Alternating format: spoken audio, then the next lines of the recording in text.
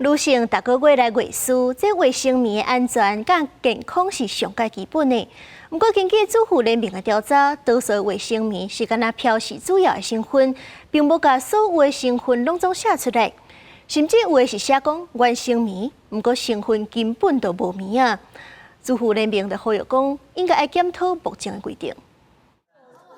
市面上卫生棉产品真侪种，不过对有过敏体质的初小者来讲，使用上定会上刺激等问题。看产品主要成分标识，煞也是无法度背清原因。可能吃的或者化妆品或者什么的，我看后面买的时候，因为我就是过敏体质嘛，这些我都会看得出来。但是那个我真的就算看了，我也分不出来，也是只能去试。主妇联盟调查发现，市面卖的卫生棉产品有的强调天然原生棉，也毋过包装边仔细细字，刷注明只是定位形容，无含棉的成分分析材质是不织布纸浆、高分子吸收体甲防水膜。另外，也有强调放开草本凉感，药管石墨烯等功能，结果表示只有成分甲材质。欠全成分公布，就像将女性的身体当作试验场，让消费者家己去承担产品的问题。没有针对成分，你也需要完整揭露这件事情有规范，我就没办法借由包装上面成分表示说，知道说我可以去避免掉哪些可能对我人体会产生危害或者是产生不舒服的感受的商品。